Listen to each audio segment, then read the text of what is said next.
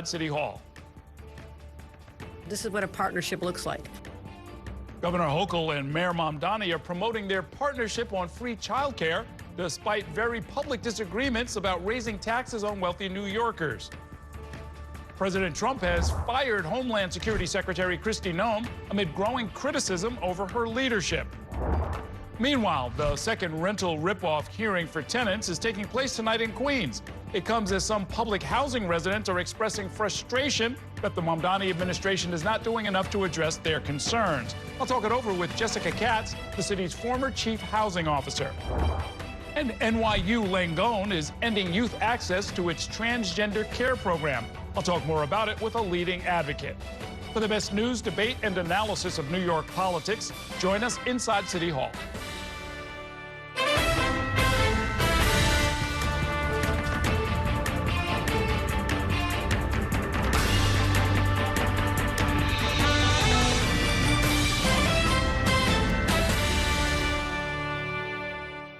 Good evening. Welcome to Inside City Hall for Thursday, March 5th, 2026. I'm Errol Lewis. Mayor Mamdani and Governor Kathy Hochul stood side by side together promoting their free childcare pilot program for 2-year-olds in our city. They promoted the event at a shelter for women and their children, but they also faced questions about the tax policies that separate them. Our Dan Rivley was at the event and joins me now with tonight's top story. Good evening, Dan. Good evening, Errol. That collaborative relationship was on display when it comes to childcare, but Hochul kept cool under questions from reporters about whether she felt Mayor Mamdani would saddle her with the responsibility for a property tax increase here in the city. Our feelings or the cookie song? I want the cookie song. If only all of the interactions between Governor Hochul and Mayor Mamdani could be focused on the kids and their shared interest in a new free childcare program. The yummy, yummy cookie from the cookie jar. The pair appearing at an East Harlem home for women and their children that the housing nonprofit WIN runs to promote the childcare pilot program, 2,000 spots for 2-year-olds in select neighborhoods. And make no mistake, every mom in this shelter who is work able wants to work. And they can't go to work if they don't have access to safe, reliable, and affordable childcare. Unfortunately, like most adults, they have to deal with taxes.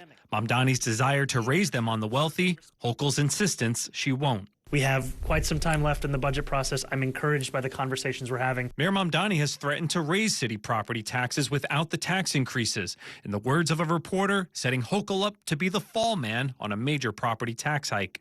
Frustrated? This is not a frustrated face. I'm not frustrated. I know how to do this. Hochul says their respective budget teams are negotiating, and she's already committed $1.5 billion for the city's budget gap, plus nearly $3 billion for childcare over the next 2 years. We're going to get to the right resolution, and just be assured that I take nothing personal in this business. People say the way they want to say it, but the end of the day is we're going to continue supporting the city of New York. Meanwhile, Mayor Mamdani's top deputy, City Hall veteran Dean Foulahan, weighed in. We need other revenues, and people are talking to us about other revenues. We submitted a long list to the legislature that include other options. Now, this child care pilot for 2-year-olds, as I mentioned in the report, is for select neighborhoods, and it excludes Staten Island. Mayor Mamdani was asked about that, and he said families there can wait for next year when the pilot expands to 12,000 seats, Errol. And we should be clear when it comes to raising taxes or the prospect of raising taxes, and when it comes to closing budget gaps.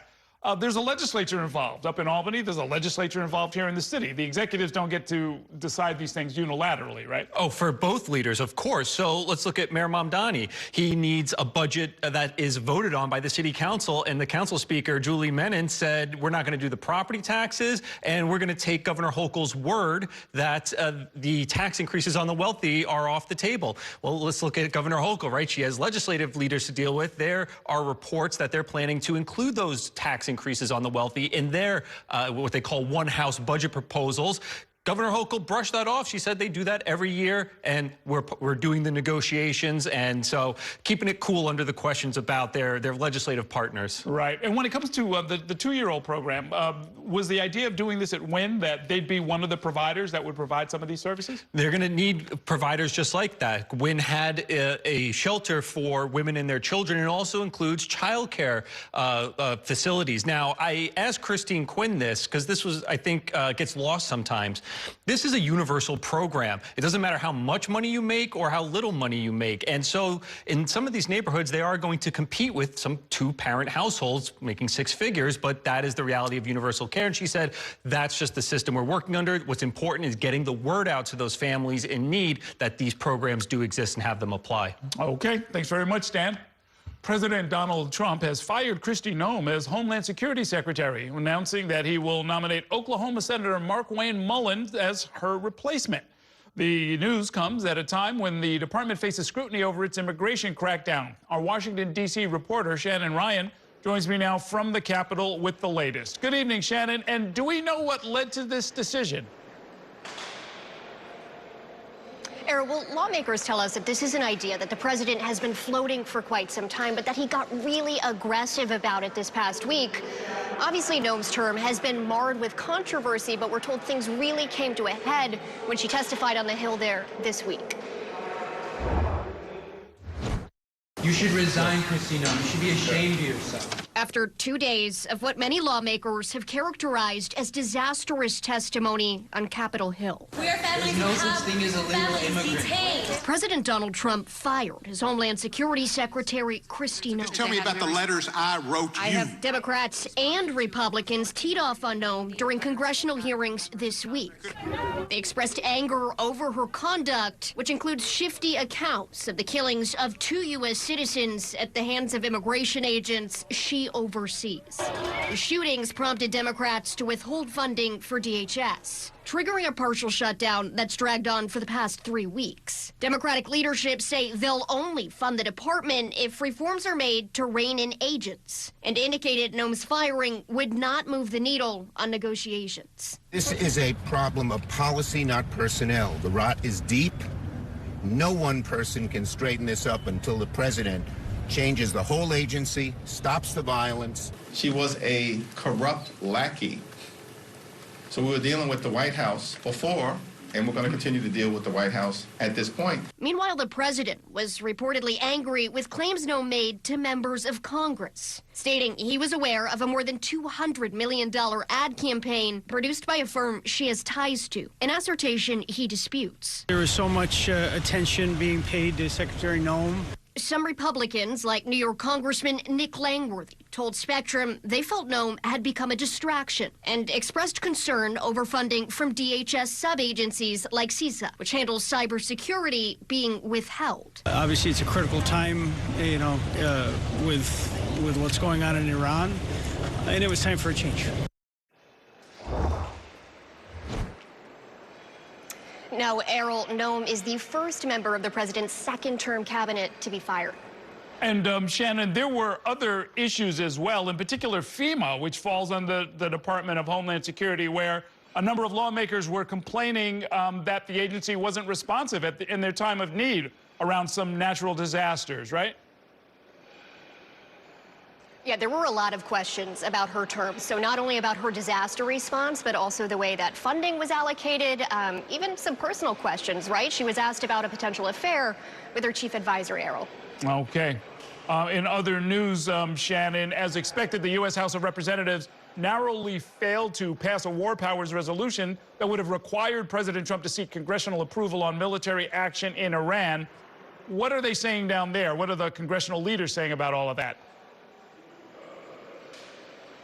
Errol, we knew that was going to fail. With Republicans in control, they just didn't have the votes here. Still, we did some reporting on this even yesterday, where we spoke with Congressman Pat Ryan of the Hudson Valley, and he was for this war powers resolution, but he told us even if it failed, more than anything, it was important because he viewed it as a referendum on the president's war. Okay, thanks very much, Shannon. It is time for a break now. When we come back, the city's largest homeless shelter for men is closing due to deteriorating conditions. We're going to talk about what happens next for hundreds of people who are staying there. Stay with us.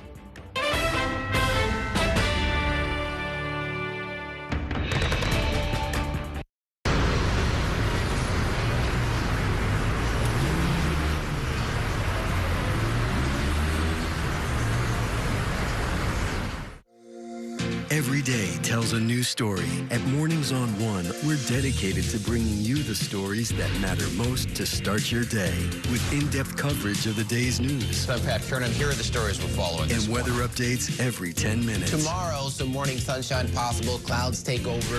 It's our responsibility to get you the information you need before you head out the door. Mornings on One. Weekdays starting at 6 on the Spectrum News app. Free for Spectrum and Xfinity customers. The storm came through with 120-mile-an-hour winds through our neighborhood. My daughter had to evacuate to our house while we were out of town. Sure enough, power goes out. When the generator kicked back on, it, of course, powered the Spectrum modem. She didn't lose service, and we didn't lose connectivity with her through the entire storm. We both breathed a sigh of relief. To have her feel safe and us feel reassured that she was okay was priceless. Real customers, real reliability. To get the most reliable internet, visit spectrum.com/stay connected.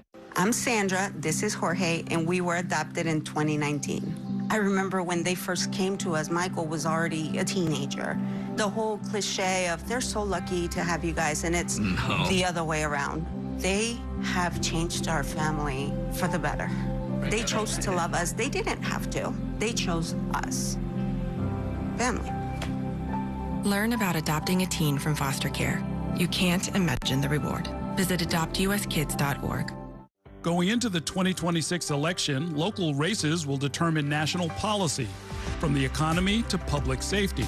From the governor's race to the balance of power in Washington, this year's ballot has no shortage of important choices. Let Spectrum News New York One be your resource for balanced, up-to-date coverage and analysis, so you can know what the issues are and how they impact your community.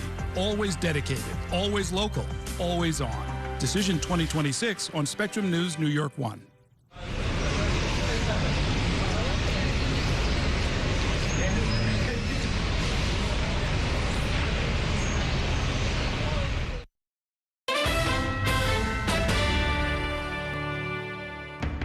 Welcome back to Inside City Hall. The city's Department of Homeless Services is shutting down a massive homeless shelter in Manhattan that has been taking in men and families for more than 40 years. New York One's Lewis Finley joins us now from in front of the shelter in Kips Bay with the details. Good evening, Lewis. Yeah, good evening, Errol. For decades, men experiencing homelessness across the city have come to this intake center here on East 30th and 1st Avenue, also known as the Bellevue. And with the announcement of the closure, advocates say they have some serious concerns because this has been such a mainstay. Advocates are concerned because they fear that people may not know where to go. They say without a robust outreach campaign, the closure could result in people not getting the help that they need. The city says there will be a large-scale outreach effort across the region, and the Mamdani administration says that the reason for the closure is that this nearly century-old building is in severe disrepair. So the about 250 men here now need to be relocated to other facilities. Earlier today, we spoke with one advocate and a couple people staying here who say they're already been moved to Brooklyn.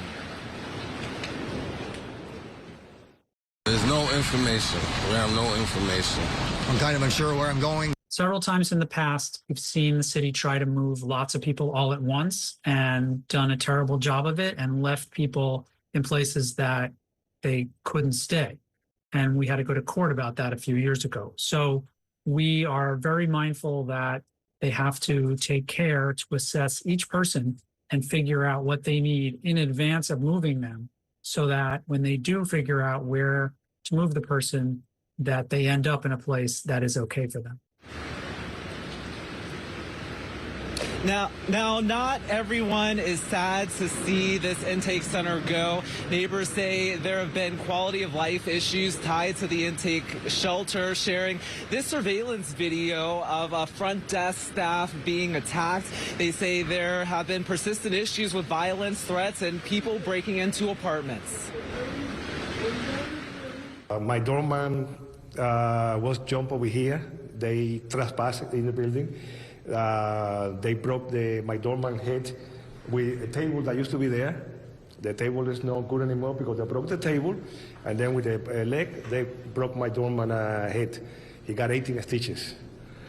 And when they mess the garbage all the time, We have to be careful they don't come in the building. They constantly try to break in the building. Now, the site is set to close at the end of April, and the city says intake for single adult men will move to East 3rd Street starting May 1st.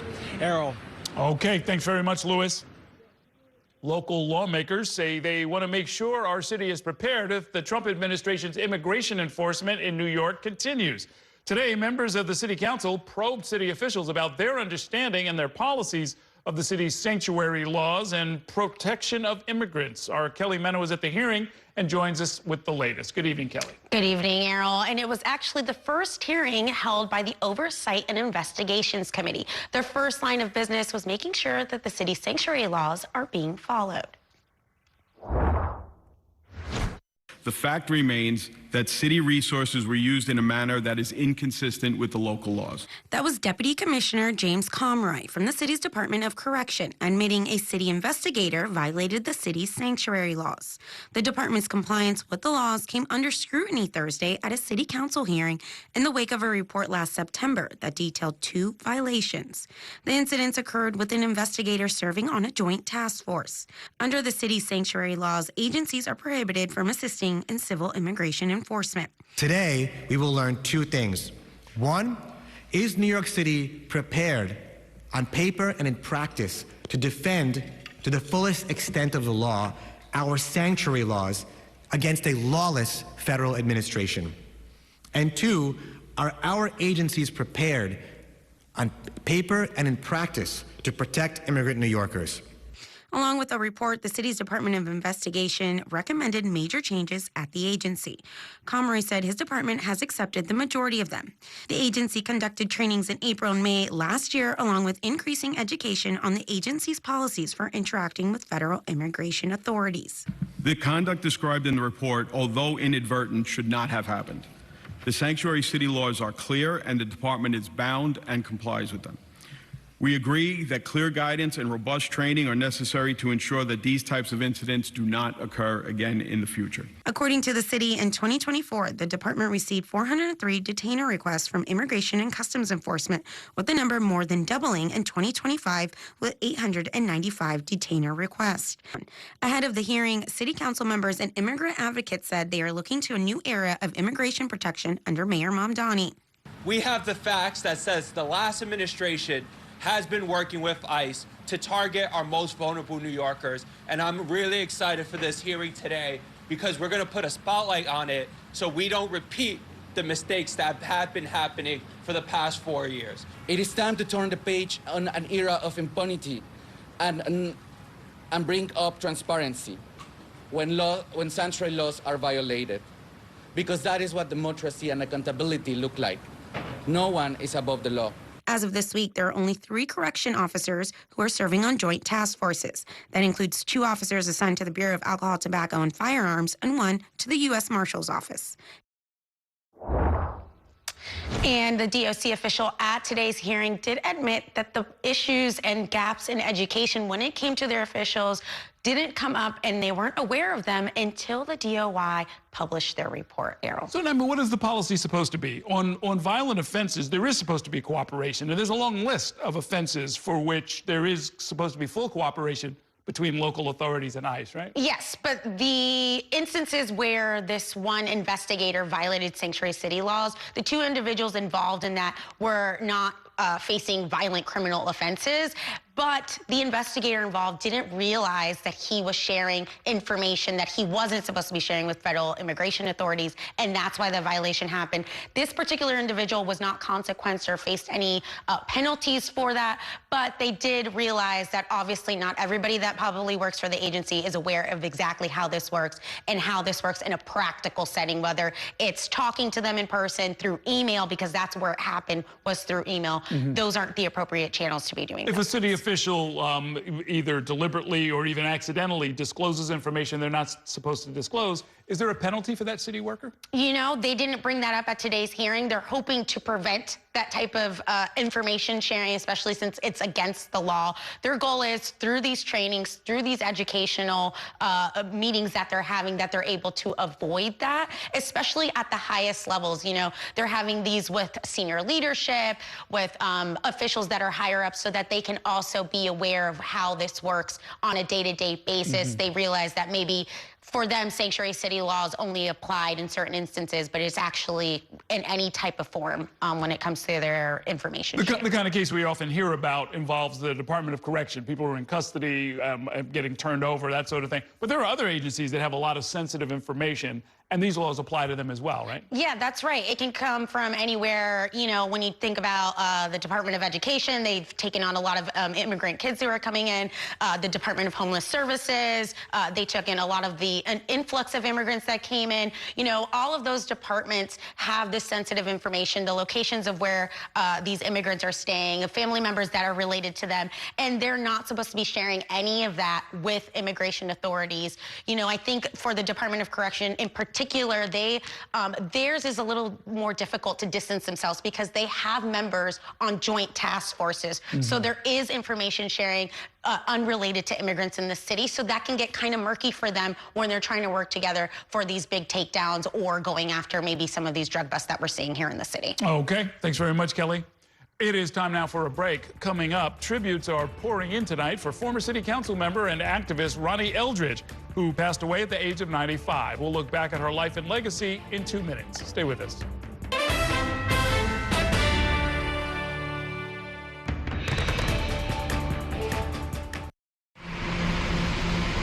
Stand clear of the closing doors, please.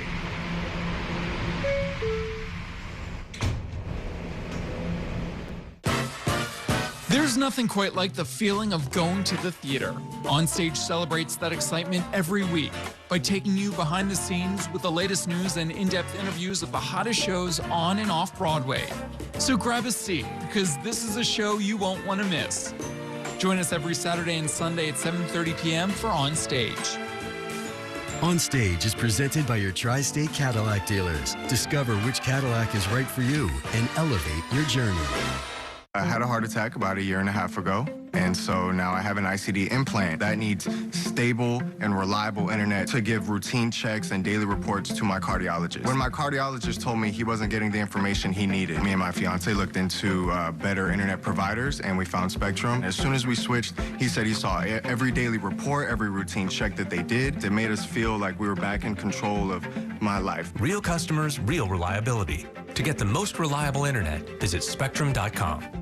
Mom was always organized, but she started forgetting to pay her bills on time. And she'd buy the same gifts over and over. Telling the girls about my Alzheimer's diagnosis was really hard. At first we had our cries, but then we were like, okay, let's make a plan. Early detection gave us time to adapt together. It's so important for you to think about what you can do and making the most of what you have. If you or your family are noticing changes, it could be Alzheimer's. Talk about seeing a doctor together. From my time growing up in Queens watching New York 1 to my time reporting here, I've seen how quickly a story can change. At News All Day, we bring you the news as it's happening, from around the boroughs to local government to your neighborhood, because our city never stops moving. Hi, I'm Shannon Ferry with the day's developing stories. But first, stay up to date and informed with News All Day, weekdays from noon to 4.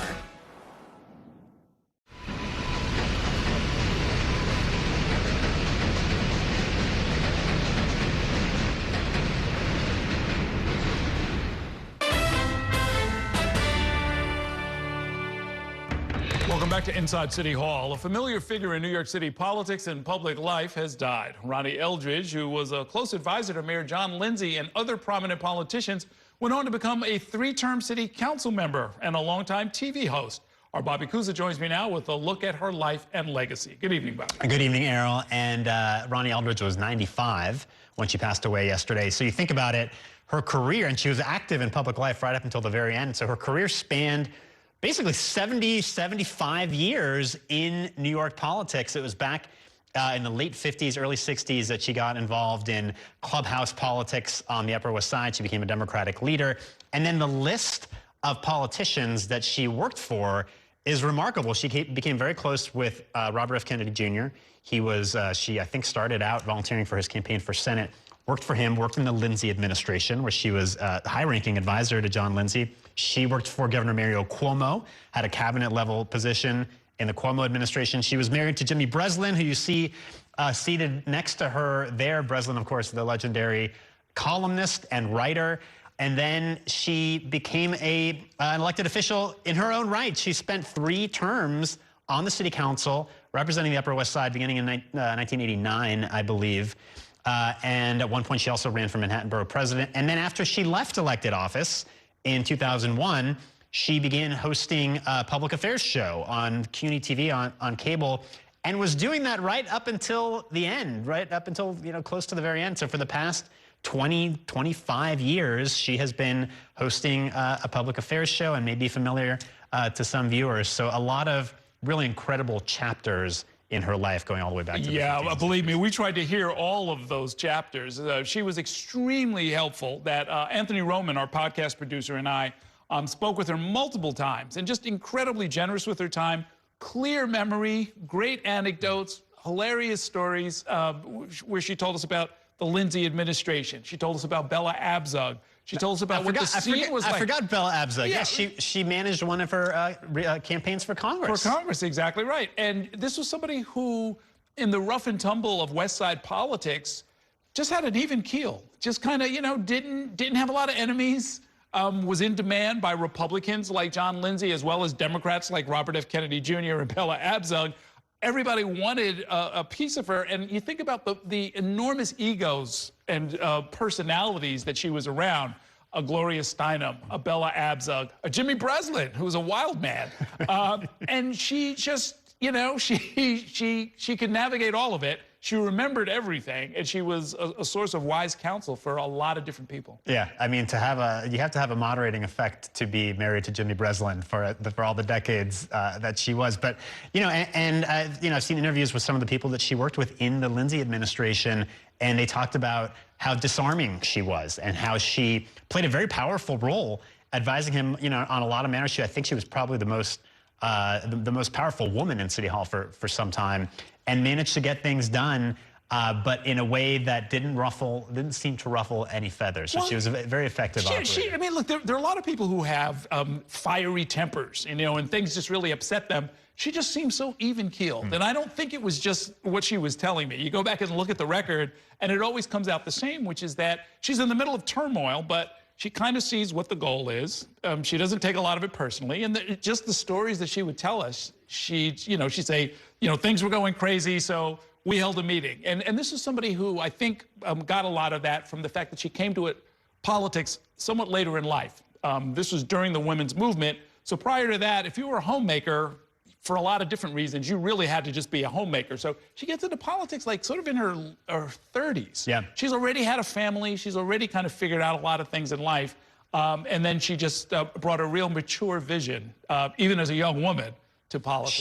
She actually worked in TV. In her early career, she worked at CBS and was always interested in politics. She was a political science major at Barnard College, but didn't know that it was even possible to have a life and career in politics until, you know, she began getting active in some of these Democratic clubhouse politics. So, yeah, it came a little bit later, but then, you know, again, as the decades stretched on, she really left an imprint in so many different ways. And she was a liberal Democrat. She was very active on women's issues and, you know, advocating for a lot of other marginalized communities. Okay. Thank you very much, Bobby. Ronnie Eldridge was 95 years old. We are going to take a short break now. When we come back, I'll be joined in studio by the city's former chief housing officer. We're going to talk about Mayor Mamdani's rental ripoff hearings and much more. Stay with us.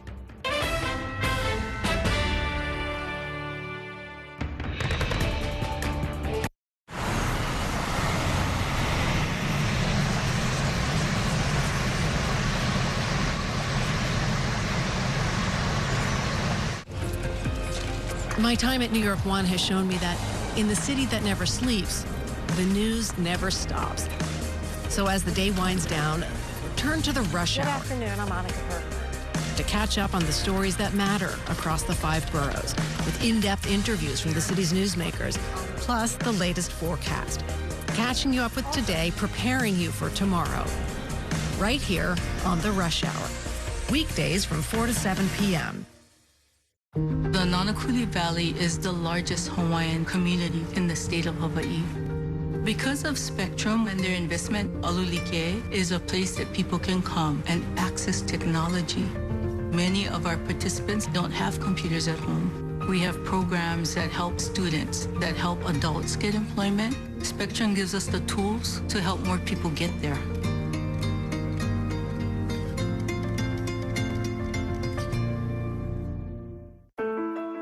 I'm Chris Jakovic. I served in the United States Air Force and I deployed 3 times. So in 2017, I was serving as an Air Force First Sergeant. Our motto in that role is my job is people, everyone is my business. But unfortunately in that year, I would lose my own brother, Lance Corporal Adam Jakovic, to suicide. The majority of veteran suicides are from guns. I store my weapons securely, not only for myself, but for my family. My service never stops. At Spectrum Noticias, we recognize that our New York City community is vibrant and diverse. Spectrum Noticias delivers balanced coverage of the stories that matter in our communities and across the country. Our journalists are based in the neighborhoods we cover, ensuring you get in-depth reporting on what's happening in the places we call home. So join us at Spectrum Noticias. We're always on, always there for you. Now available on your TV. Check your local listings. Also available on the Spectrum News app.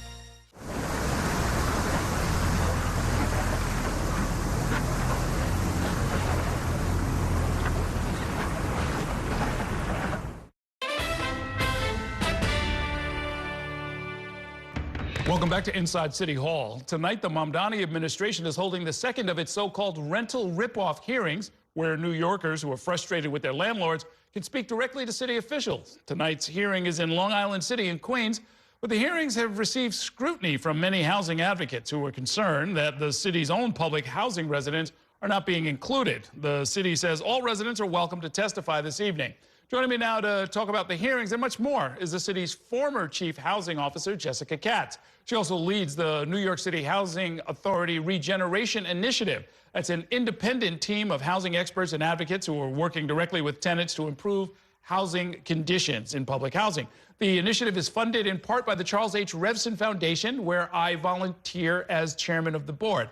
Welcome to the program. Great to see you. Thanks so much for having me. So public housing did not get a whole lot of discussion on the campaign trail, but you're saying that it really should be central to Mamdani's housing vision. Why is that? You know, a housing plan is not a housing plan if NYCHA is not front and center. That's clear. NYCHA, the work that needs to be done to fix public housing does not lend itself well to a campaign promise or a bumper sticker, so I'm glad that they're taking their time with it, but I do expect their housing plan to put NYCHA front and center. It doesn't make for an easy bumper sticker for the same reason that mayors generally don't like to get involved in NYCHA, right? There's no easy answers. It's a really, really big, thorny problem. I think for the first time, we have a toolkit that's working, and we're seeing some of that light at the end of the tunnel. There are about 3,000 to 5,000 units a year are being converted through either the PACT program or the Public Housing Preservation Trust. If we could double that to 8,000 or 10,000, then we'd really be cooking. And how could you double it? So the financing is available through what's called the conversion to a Section 8 program. Traditional public housing is funded through Section 9. You would convert to Section 8. And then NYCHA is basically the only property owner in the country who doesn't get to do what everyone else does, which is take out a mortgage to pay for the repairs that you need. So that conversion to Section 8 enables you to do that. Got it. And PACT, which stands for Permanent Affordability Commitment Together, essentially allows people to use a Section 8 voucher, take it to an entity, and that then becomes the basis for them to borrow money to do the repairs that are needed? Is that how it works? Yes, it creates a public-private partnership that brings in third-party management of the buildings and brings in the cash that you need to do the repairs through that Section 8 transition. But the tenants' rights do not change. The tenants' rent does not change. Everyone is capped, and it does not mean, while it is bringing in third-party managers, it does not mean that your apartments are going market rate. Right, and the ownership of public housing remains public forever and ever and ever. That doesn't change it. The land stays owned by NYCHA. Right. So now, there's been some reporting that not all PAC managers are doing a great job, right? So the model isn't perfect. Just like anywhere else, you have to get good, skilled, caring people who are going to do a good job. No models are perfect. The tenant satisfaction surveys that are performed by a third party, about 90% of tenants say that they're happy with PACT and they would do it again and they'd recommend it to their friends and family. The rate of housing maintenance code violations is about half of what it is in the general affordable housing stock and the general multifamily stock in general. But absolutely, it requires oversight and best practices. Yeah, and look, 90% success in government or anywhere else is actually pretty good, right? Pretty good. Yeah. You say that the NYCHA board should be expanded. Why? So the scale of NYCHA, it's the size of a major city. It's the size of Atlanta, Minneapolis. It's hundreds of thousands of people. And it's governed by a 7-member board. It's just not enough people to have the proper governance and subcommittees and the folks you would need in order to create the oversight that you'd want to see. You've also suggested that there be, just as there are tenant associations and there's an association of the presidents of the tenant associations, and there's kind of a resident-led parallel, or at least resident-focused leadership team that's an important stakeholder at NYCHA. You've written that those who are involved in PACT should also have kind of a similar leadership group. Yeah, so the Housing Authority guarantees the right to organize and the right to a tenant association. And when I was at City Hall, we created this process where NYCHA tenants are sitting in the driver's seat to pick who their PACT partners should be. And as they go through that process, they should absolutely be asking the PACT partners that they're evaluating and picking who they want to work with, whether or not they will continue to maintain that right to organize. So now, the overall problem, which I guess is the big number we probably could have started with, is that the estimated cost to bring all of the units up to a state of good repair is something like $78 billion. It keeps going up. I remember when it was $40 billion. You've suggested that one of the ways to sort of get the units repaired or even rebuilt is to build first, get the new stuff done first, not ask everybody to leave and then start a construction process that seems to have a lot of people worried, including across the street from right here. Yeah, so there's a $78 billion need, as you said. An important thing about that number, other than just its sheer scale, is that that's almost half of the capital need for the housing authorities across the entire country. So you just know that the federal government is not coming to save us with this. So we really need to do, but we do have these two tools. We have PACT and we have the Preservation Trust that is chipping away at that bit by bit, but there's still a lot of mistrust out there. So one of the ways in which you could build trust is instead of asking somebody to take a leap of faith and move out of their apartment while you renovate it, is to build a building first, and then they have that fact in front of them of the new building without having to, take a leap of faith. And is that an engineering and logistics issue? More so than anything else? NYCHA has this RFQ out earlier last year, a request for qualifications around interest if there were vacant lots around NYCHA developments, if there's other opportunities to build that would make it easier to build first. There have been some infill projects on NYCHA parking lots, things like that, although primarily those have not been in the service of the existing Section 9 tenants. So that's the kind of planning process that we need to hear about, and that's what I would be looking for from a Mamdani administration, is that the housing plan, the budget plan, any kind of zoning discussions, NYCHA is really front and center. So now, with things like tonight's rental ripoff hearing, it's not that NYCHA residents can't go, but the landlord that they'd be complaining about is the city itself. So it kind of takes it out of the kind of conversation that they're trying to have at these hearings. Do we need to have separate hearings where people come and sort of let NYCHA know what they feel about how things are going? Yeah, so the purpose of the rental ripoff hearings is something different. NYCHA is present at those hearings, to my knowledge, and so there will be an opportunity for NYCHA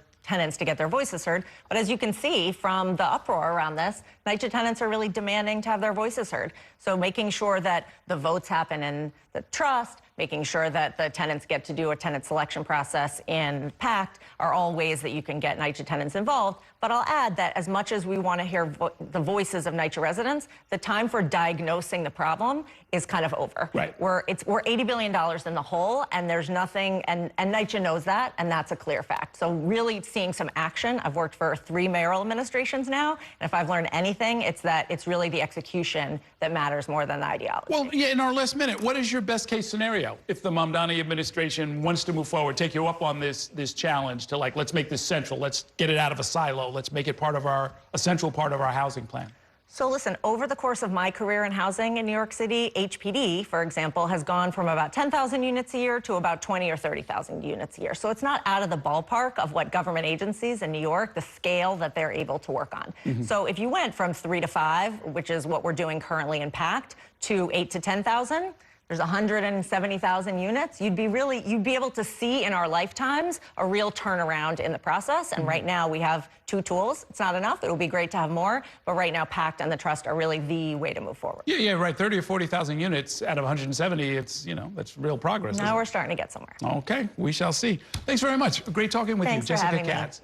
Let's take a short break now. When we come back, for the first time since the conflict in Iran erupted last week, the first flight carrying Americans who are fleeing the Middle East has landed in New York City. We're going to hear from some of them after this short break. Stay with us.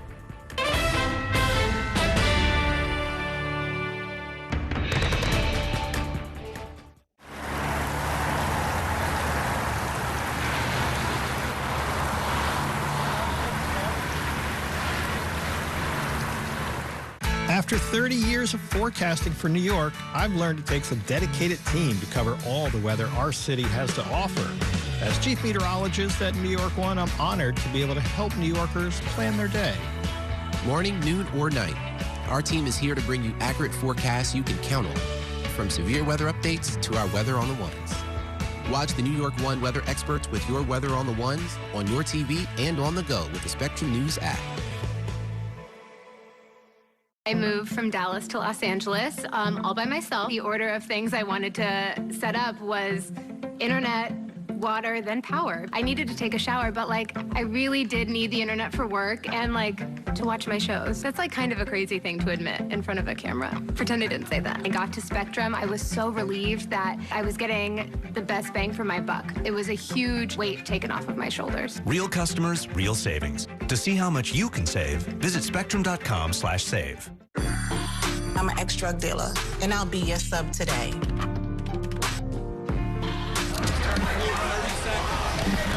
Two milligrams of fentanyl can be lethal.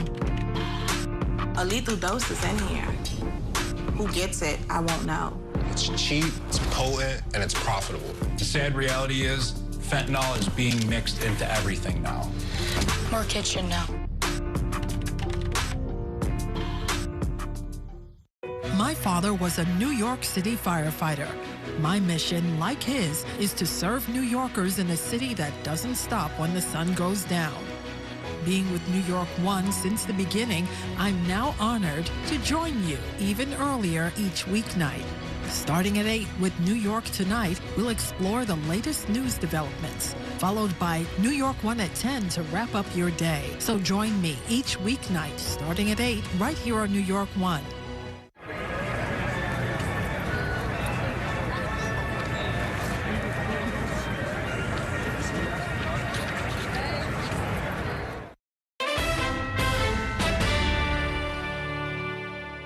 Welcome back to Inside City Hall. Some Americans who were stuck in the Middle East since the U.S. and Israel began their attack on Iran landed safely in America today. It was the first flight from Dubai to JFK since the conflict began. Our Nia Clark was at the airport and talked to some of the passengers about their ordeal. A packed Emirates Airlines Flight 203 touched down at JFK Airport late Thursday morning. Airline passengers stuck in Dubai since the U.S. and Israel attacked Iran say they're relieved. I'm just thankful to be home. Thank you to the UAE for keeping my husband and I safe. It just feels good to be home, you know. Stranded for days due to canceled flights following attacks from Iran. We weren't sure when we were going to get back, and so being back home feels really good. And you have a baby. Yeah, we were traveling with a 6-month-old, so it was really stressful. Suita Patel's husband, Anush, says his family's safety was a top concern. We could see the U.S. consulate in Dubai from our window, and for 3 days I'm looking at it, I'm like, oh, okay, it's right there, that's kind of cool. We ended up actually checking out that morning, and then that same night, there was a drone attack on it, so. Charles Lowe says getting on a flight back to the U.S. took days. All the flights were basically canceled, even though they showed them scheduled and ready to go. He captured this video of an interceptor stopping a missile headed to Abu Dhabi. What was that like for you? What were you thinking? It was freaky the first time. Like, I learned how to walk really fast. David Cisneros says he and his father, originally from Mexico, became stranded in Dubai during a layover. He says it was his father's high blood pressure that allowed them to take a chartered flight to New York. We got a doctor. Doctor came in. They provided the prescription of whatever we needed. And that's the story that got us out, I need to say. College students from Connecticut and Massachusetts were stranded in Dubai during a model United Nations conference. So we were chairing a conference, judging a conference of mainly high schoolers and college students as well. We reached out to a lot of just, Senate and then representative offices as well. It seemed there were like organizationally just wasn't really a plan. They say students were forced to hide from incoming missiles in a makeshift bomb shelter under their hotel. Evan Ralt says the experience makes him more motivated to pursue his studies in diplomacy. Now that we were just in an active war zone, that a lot of people have failed in their tasks of trying to solve things with peace, trying to solve things with talks, and they just go straight into war. According to the UAE, flights are now departing from Dubai International and Dubai World Central airports in a limited capacity following suspended service due to this regional conflict. But again, this is in a limited capacity, not a full capacity. Reporting from JFK Airport, Mia Clark, New York 1. It is time now for a break. Coming up, we'll speak with one of the only transgender members of Mayor Mamdani's transition team. Abby Stein is going to talk about NYU Langone's decision to halt gender-affirming care for trans youth. Stay with us.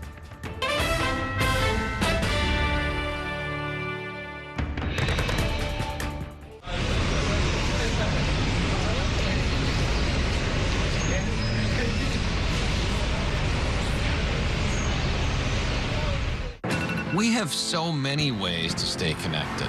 A single touch can bring us closer to the families we love, the friends we know, and the city we share. And Spectrum helps us keep connected throughout the day, every day. Including more ways to watch New York One as a Spectrum Internet customer. Watch Spectrum News New York One on the Spectrum News app, available on all your favorite devices. I don't know if the world knows this, but kids are expensive. And when we found out we were pregnant, of course, we were looking for any ways to slash bills. And making sure we only had what we needed so that everything was less stressful. And saving money with our internet bill really helped us out a lot. Came to Spectrum because we were with AT&T before, and Spectrum just had a better deal. That money we saved with Spectrum just added to what we could repurpose for our daughter. Real customers, real savings. To see how much you can save, visit spectrum.com/save.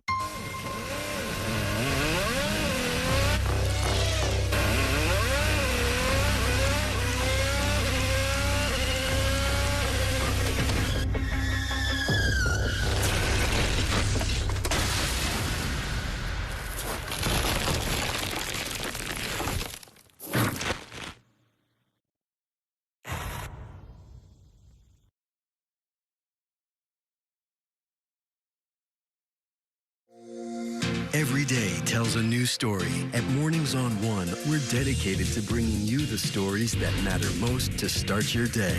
With in-depth coverage of the day's news. I'm Pat Kernan. Here are the stories we're following. And weather updates every 10 minutes. Tomorrow, some morning sunshine possible. Clouds take over. It's our responsibility to get you the information you need before you head out the door. Mornings on One. Weekdays starting at 6 on the Spectrum News app. Free for Spectrum and Xfinity customers. Stand clear of the closing doors, please.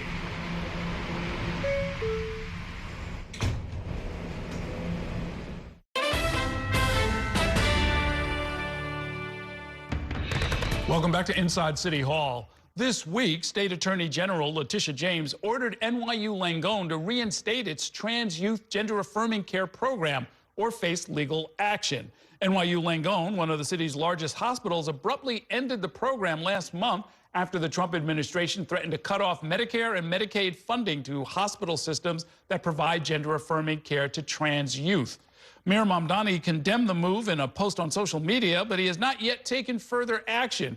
Here to break down what all of this means is the only transgender member of Mayor Mamdani's Health Committee. Abby Stein is here. She is the author of Becoming Eve, my journey from ultra-Orthodox rabbi to transgender woman. Welcome to the program. Good to see you. Thank you. I do want to do a quick correction. I don't think I was the only one. I think I was the one specifically working on gender-affirming care. That was my role on the transition committee. Okay. But I'm not sure I was the only. I'm fairly certain there were a few more. Okay, fair enough. Just to be clear. Well, let's start by making clear what we mean by gender-affirming care. What specific kinds of medical support do transgender patients need? So I think what's most important here for this conversation is they need what their doctors and therapists say they need. And I think that's what we need to center in this conversation. No one comes into this, wakes up one day and the next day goes to the pharmacy and gets pills or hormones or procedures. This is a process that is done by consulting doctors, by consulting therapists, by making sure that both the mental health and the physical health is covered. So that is what needs to be covered, and what they need access to is whatever their doctors say they need access to. Most of the time, the most common one are puberty blockers, which, very importantly, what it does is reversible. And more importantly, the difference, first in health, and specifically the difference in the rates of suicide, which is unfortunately something we need to talk about when we have these conversations, is really, really big. And not having access to those, which are sometimes as little as simply blocking puberty, not doing anything else, is literally a matter of life and death. And I'm not saying this to be intense. It is a reality. Okay, so would you have wanted to use those services? I wish I knew about it. It would have been, my life would have been infinitely easier. I mean, I think by now probably would have been the same, but to be able to do that at age 12, 13, 14, I had, and I describe it more in my book, we said we're going to keep profanities to a minimum on the show, but I described it in my book. When I was 4 years old already, I tried to take matters into my own hands in ways of, I didn't even know what trans means, but I knew what I was feeling. So kids really sometimes know at a young age. And again, by consulting with their doctors, consulting with their therapists, consulting with the people around them. And when those people say that this is what needs to happen, whether it's a puberty blocker or even further care, we need to listen to them and we need to make sure that they have access to that. About how many kids would this affect in New York? Is there an estimate? I think there are some numbers. I don't have the numbers offhand, so I don't want to say something, but I would say it's a few thousand. I personally have met dozens of kids. I was on the board last year of something called Transformative Schools, which is a school specifically for trans youth, just as a social program. And that school alone had dozens of kids. I have met so many. We have done for the past 2 years. The mayor actually came to one last year. We did a rally for trans youth, and we hear from those kids directly. So now, when the federal government, the Trump administration, has threatened to cut Medicare funding, Medicaid funding, other federal support to hospital systems, and NYU does what? Because they still have a transgender practice. They're just saying, what, young people below a certain age can't Everyone under 19. So for some reason, they decided not even 18, so not even just people who are legally underage, but even 19 for some reason. And what they really do, what is so threatening, is that they threaten Medicaid for everyone. Sure. So it's not just, let's say if NYU continues providing care, the federal government is saying, I'm going to take away Medicaid from trans youth or even from trans adults. I'm going to not allow you to process Medicaid whatsoever, which is really dangerous for so many people and impacts the most vulnerable, as we all know. And what's so important also for us, and I think this conversation that we've been having and since the beginning of the transition when I was on this committee and until now, specifically with the Deputy Mayor on Health, these conversations that we're having a lot is we want to make sure that we protect the access that we have for trans adults, which NYU and Mount Sinai and all those hospitals are still doing. I mean, I can say it openly, I'm a patient at Mount Sinai, for example, and I've had a really good relationship with the doctors there and with the providers. And we need to find how do we make sure that that access keeps going? Like Medicaid at the moment does cover for adults, which is the law in New York State. But by New York State law, they also need to cover for trans youth. And how do we make sure that that continues to happen? Okay. I sense, even just from talking with you, what the outlines of a case by Letitia James might look like, because threatening a program over here in order to get a name over there doesn't always really work out legally. But what should City Hall be doing? I mean, we have 11 public hospitals, and I think Mayor Mamdani has suggested that they might be a place where some of the medical gap could be filled, right?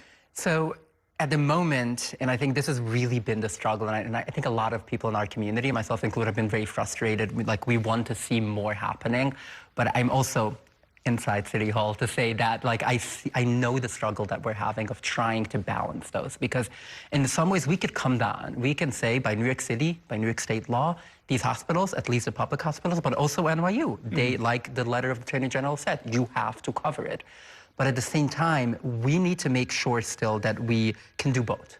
Like, yes, there's the New York Health and Hospitals is definitely a path. It's something, that conversation that we keep having on how to be able to fill that gap. And I will say I've heard that from the mayor directly on one-on-one conversations and in the statements that he has made publicly, that this is a priority, to make sure that we fill in the gap. Exactly how it looks depends on this like game that we have to unfortunately play with the federal government to make sure that we both protect trans adults, we protect trans youth, and that we protect all the other programs for elderly New Yorkers, and we all know, like, as soon as they can, they will try to target HIV and PrEP. They're gonna try to target everything they can until they get what they want. So we need to be smarter than that.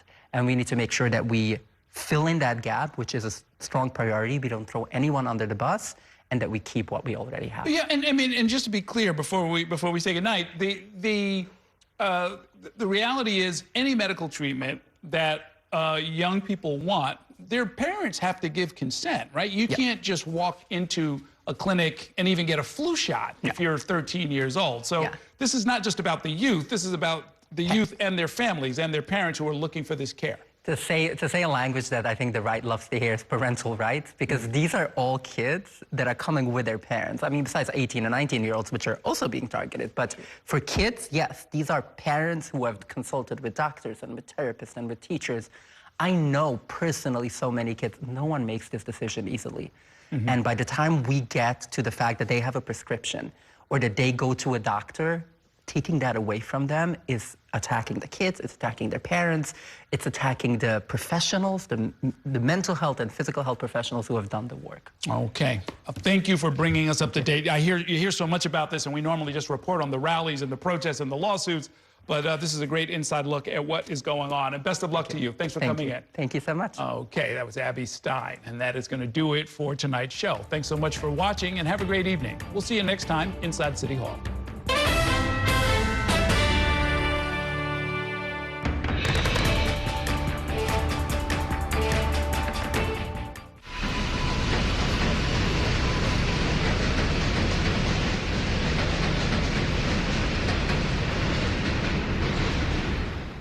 Going into the 2026 election, local races will determine national policy, from the economy to public safety. From the governor's race to the balance of power in Washington, this year's ballot has no shortage of important choices. Let Spectrum News New York One be your resource for balanced, up-to-date coverage and analysis, so you can know what the issues are and how they impact your community. Always dedicated, always local, always on. Decision 2026 on Spectrum News New York One. This is a very special place. It is a place where we like to think we make memories. We have the capacity for nearly 20,000 people in the arena. Working at a building like this, we have access to so many resources. It's about utilizing the tools that we have to be able to create those memories for our partners, for our fans, and for anybody who steps into this building. At the end of the game, they're going to leave here feeling like they enjoyed the experience, enjoyed the game, and that's what we're here for. A venue like this has a lot of moving parts, but at its heart, it has its technology backbone. Spectrum powers scoreboards, ticketing, point of sales. They also provide a highly secure network that takes care of fan security, security of the Wi-Fi access, and any data that our fans are sharing while in the arena. Our fans have an expectation that technology is part of their experience, and Spectrum helps us do that. There's nothing quite like the feeling of going to the theater. Onstage celebrates that excitement every week by taking you behind the scenes with the latest news and in-depth interviews of the hottest shows on and off Broadway. So grab a seat, because this is a show you won't want to miss.